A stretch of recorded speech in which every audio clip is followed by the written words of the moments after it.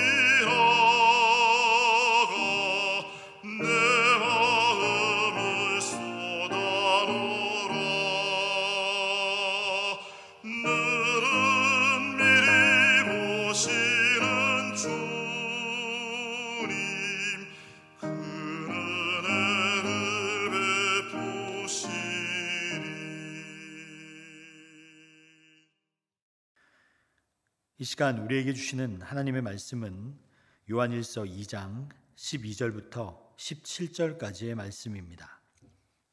자녀들아, 내가 너희에게 쓰는 것은 너희 죄가 그 이름으로 말미암아 사함을 받았으며, 아비들아, 내가 너희에게 쓰는 것은 너희가 태초부터 계신 이를 알았으며, 청년들아, 내가 너희에게 쓰는 것은 너희가 악한 자를 이기었음이라. 아이들아, 내가 너희에게 쓰는 것은 너희가 아버지를 알았으며, 아비들아, 내가 너희에게 쓰는 것은 너희가 태초부터 계신 이를 알았으며, 청년들아, 내가 너희에게 쓰는 것은 너희가 강하고 하나님의 말씀이 너희 안에 거하시며 너희가 흉악한 자를 이기었음이라. 이 세상이나 세상에 있는 것을 사랑하지 말라. 누구든지 세상을 사랑하면 아버지의 사랑이 그 안에 있지 아니하니, 이는 세상에 있는 모든 것이 육신의 정욕과 안목의 정욕과 이생의 자랑이니 다 아버지께로 온 것이 아니요 세상으로부터 온 것이라. 이 세상도 그 정욕도 지나가되 오직 하나님의 뜻을 행하는 자는 영원히 거하느니라. 아멘. 우리 함께 기도하겠습니다. 사랑의 하나님, 예수님의 십자가 사건으로 우리의 죄가 속량되었습니다. 몸값을 내고 풀려났으며 구조되었고 인질과 노예의 상태에서 자유롭게 해방되었습니다. 아무런 값도 치르지 않았는데도 우리는 의롭게 되었습니다. 그렇게 의롭다 함을 얻고도 우리는 아직도 남의 죄값을 따집니다. 다른 사람의 죄값을 계산해 봐야 내가 받은 의로움의 값에 턱없이 모자라는 것을 잊고 사는 우리를 주님 용서하여 주시옵소서. 십자가와 부활에 대한 믿음이 내 안에 새로워져서 이제는 허다한 허물을 덮어주는 사랑으로 사랑하기를 기도합니다.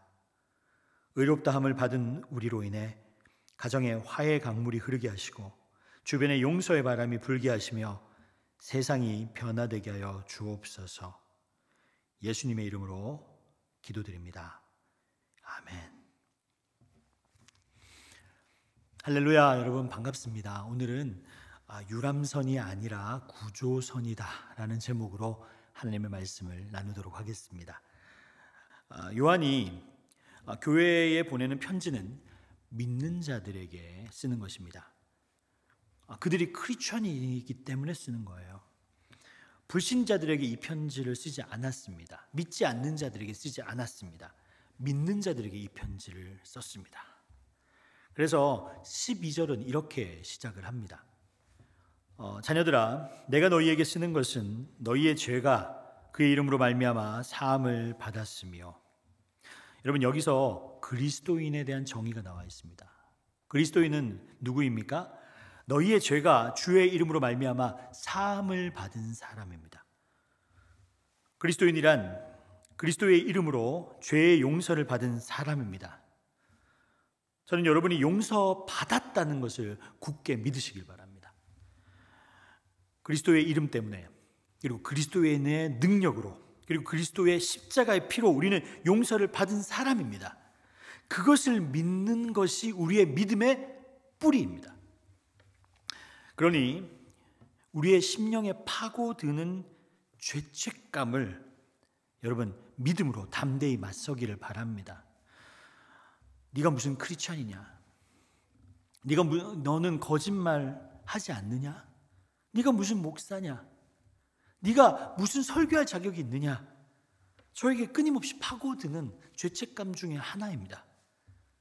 그럼에도 불구하고 우리가 단호히 맞설 수 있는 까닭은 뭐냐 하면 나한테 그 근거가 있는 것이 아니요, 예수님께서, 그리고 주님께서 그분이 십자가에서 피 흘려 죽으심으로 말미암아 용서하셨다는 것을 믿기 때문에 우리는 이 죄책감에서 맞설 수 있는 것입니다. 여러분, 앞으로 실수할 거예요. 그러나 그 실수도 용서하실 것입니다. 용서하실 것이라는 그 근거 때문에 우리는 실수에 묶이지 않고, 실수할 것이라는 두려움에 사로잡히지 않고 우리는 담대하게 믿음의 길을 걸어 나갈 수 있다는 것을 여러분 믿으십시오. 그것이 그리스도인입니다. 사도 요한은 나이가 90에 요한 1서를 씁니다. 살아볼 만큼 살아보고 모든 것을 겪어보고 그리고 신앙 안에서 본인도 넘어져 보고 그도 주님 곁을 떠나보기도 하고 그리고 마리아를 모시면서 속이 상해 보기도 하고 그런 수많은 일을 겪는 끝에 그는 믿음의 후배들을 향해서 간곡하게 부탁하는 것이 있습니다. 그것이 14절이에요. 제가 읽어드리겠습니다. 아이들아, 내가 너희에게 쓴 것은 너희가 아버지를 알았으며 아비들아, 내가 너희에게 쓴 것은 너희가 태초부터 계신 이를 알았으며 형제들아, 내가 너희에게 쓴 것은 너희가 강하고 하나님의 말씀이 너희 안에 거하시며 너희가 흉악한 자를 이기었습니다. 여기서 반복되는 메시지는 뭐냐면 우리는 이미 믿음으로 승리한 사람이라는 것을 자꾸 알려주는 겁니다. 힘든 세상에서 우리는 믿음으로 승리한 사람이야, 이긴 사람이야 이렇게 알려주는 거예요. 이게 뭐 어떤 것과 같냐면은 마치 마라톤을 경주하는 사람에게 끊임없이 격려하는 것과 마찬가지예요. 이게 신앙생활과 비교가 되거든요. 마치 이렇습니다. 지치고 힘들고 그리고 비틀거리고 그러고 있을 때 조금 더 가라, 끝까지 완주해라. 여러분, 마라톤에서 마지막 고비가 있습니다. 이것을 뭐라고 하냐면 runner's high라고 해요. 비틀거리고 정신이 없는 상태, 죽을 것만 같은 그 고비를 통과할 때 여러분, 그 희열과 기쁨을 맛볼 때는 이제는 더 이상 그 경주를 계속할 수 있는 힘이 있다는 거예요. 어쩌면 이거는 신앙의 길과도 마찬가지입니다. 이제 주님, 그리스도인으로 사는 거 그만두고 싶습니다. 주님, 저는 더 이상 못하겠습니다. 그렇게 주님께서 한 번 더 그렇게 우리가 힘들고 어려워할 때 주님께서 한 번 더 믿음을 부어주시고 그리고 성령을 충만케 하시고 그리고 그것을 어렵게 통과하면 정말 하나님께서 하셨구나, 그리고 하나님께서 이루시는 일이시구나, 하나님께서 나와 함께 하시구나, 그 기쁨이, 그 믿음이 우리를 끌어가는 능력이 된다는 거예요. 그게 신앙생활이라는 거죠. 저는 여러분이 힘들 때 힘을 내시길 바랍니다. 그리고 한 번 더 말씀을 붙잡으시길 바랍니다. 그리고 한 번 더 기도하는 여러분이 되시길 바랍니다. 그러면 주님께서 힘을 주실 거예요. 믿음의 경주를 끝까지 가서 말할 수 없는 희열과 영광을 느끼는 여러분이 되시기를 주님의 이름으로 축원드립니다. 할렐루야. 이제 우리가 같이 읽어야 될 중요한 말씀이 있습니다. 오늘 본문 15절에서 17절의 말씀입니다. 우리 한번 같이 읽어보도록 하겠습니다. 시작. 이 세상이나 세상에 있는 것을 사랑하지 말라. 누구든지 세상을 사랑하면 아버지의 사랑이 그 안에 있지 아니하니 이는 세상에 있는 모든 것이 육신의 정욕과 안목의 정욕과 이생의 자랑이니 다 아버지께로부터 온 것이 아니요 세상으로부터 온 것이라. 이 세상도 그 정욕도 지나가되 오직 하나님의 뜻을 행하는 자는 영원히 거하느니라. 아멘. 여러분, 힘이 들 때 이 말씀을 계속 읽으십시오. 힘들 때 이 말씀을 기억하십시오. 그리고 세상 속에서 흔들릴 때 이 말씀을 읽으세요. 우리는 세상에 삽니다. 그리고 세상에서 살아가야 합니다. 세상의 사람들 피할 수 없습니다. 그러나 세상을 사랑하지는 마십시오. 하나님을 사랑하십시오. 하나님을 더 사랑하는 여러분이 되십시오. 여러분, 사랑이라는 것은 나누어지지 않는 마음입니다. 이것을 사랑하는데 다른 것을 사랑할 수 없거든요. 주님은 하나님과 재물을 겸하여 섬길 수 없다고 말씀하셨습니다. 하나님께서 그렇게 지으셨어요. 여러분, 세상을 무겁게 여기면 하나님을 가볍게 여기게 될 것입니다. 재물을 귀하게 여기면 하나님을 덜 귀하게 여기게 될 것입니다. 성도 여러분, 오늘 본문을 통해서 세상의 본질에 대해서 사도 요한의 깊은 통찰을 기억하시길 바랍니다. 세상의 본질은 뭐냐면 육신의 정욕과 안목의 정욕과 이생의 자랑이라는 겁니다. 이 세상에 수많은 메시지, 그리고 수많은 인포메이션, 그리고 수많은 컨텐츠가 드러내는 게 뭐냐면 육신의 정욕과 안목의 정욕과 이생의 자랑이라는 거예요. 그러나 우리가 이것을 이겨야 하나님을 사랑한다고 고백할 수 있고, 그리고 하나님을 따를 수 있고, 그리고 하나님의 일을 감당할 수 있는 거예요. 여러분, 그리스도인의 삶은 무엇이라고 생각합니까? 저는 하나님을 대신 살아드리는 것이라고 생각합니다. 그 말은 뭐냐면, 하나님이 손이 있습니까? 여러분, 발이 있습니까? 우리가 하나님의 손과 발이 되어 사는 것이 그리스도인의 삶입니다. 그러려면 하나님을 더 사랑해야 합니다. 이 세상을 더 사랑해서는 하나님의 뜻을 살아낼 수가 없습니다. 세상은 여러분 지나간다고 얘기했어요. 이것이 무엇이냐면 영원하지 않다는 거예요. 우리가 안목의 정욕, 육신의 정욕, 이생의 자랑, 이것은 다 바람과 같은 것이다.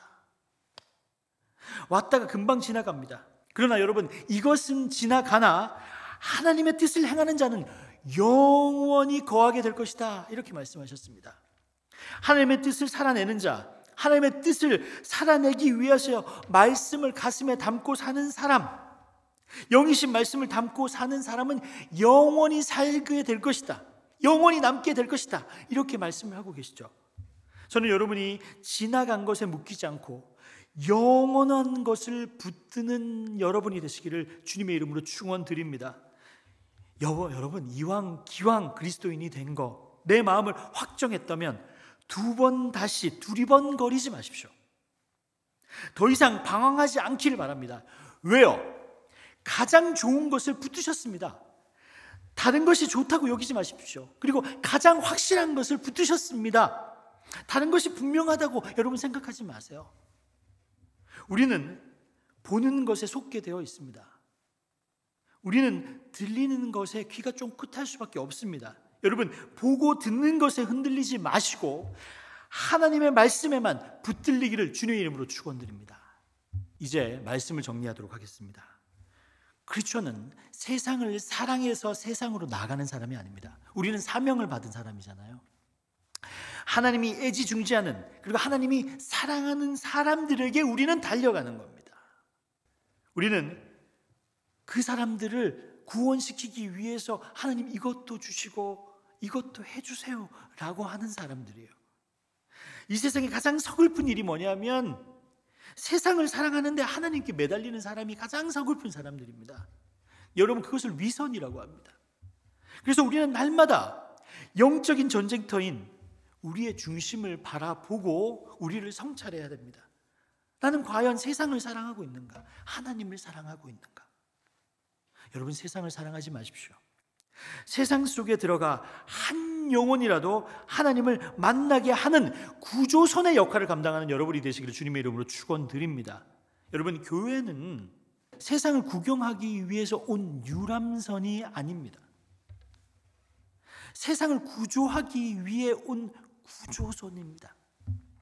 그래서 여러분이 하나님이 주신 모든 것을 가지고 그 소명을 감당하는데 능력을 더하시길 바랍니다.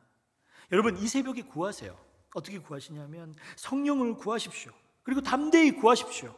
우리는 죄에서 풀려난 그리스도인으로서 무엇을 잡아야 되는지 주님 알게 하여 주시고, 세상의 본질을 알았으니 영원한 것, 그 예수 그리스도의 십자가와 그리고 부활의 증인이 되는 여러분이 되십시오. 그래서 세상을 향해 달려가서 한 영혼이라도 더 주님 안에서 끌어낼 수 있는 구조선이 되는 여러분이 되십시오. 우리는 유람선이 아닙니다. 우리는 한 영혼을 구하는 구조선의 사람들입니다. 그것을 명심하시고 오늘도 살아가는 여러분이 되시기를 주님의 이름으로 축원드립니다. 주님께서 가르쳐준 기도로 오늘 예배를 마치도록 하겠습니다. 하늘에 계신 우리 아버지여, 이름이 거룩히 여김을 받으시오며 나라가 임하시오며 뜻이 하늘에서 이루어진 것 같이 땅에서도 이루어지이다. 오늘 우리에게 일용할 양식을 주시옵고 우리가 우리에게 죄진 자를 사하여 준 것 같이 우리 죄를 사하여 주시옵고 우리를 시험에 들게 하지 마시옵고 다만 악에서 구하시옵소서. 나라와 권세와 영광이 아버지께 영원히 있사옵나이다. 아멘.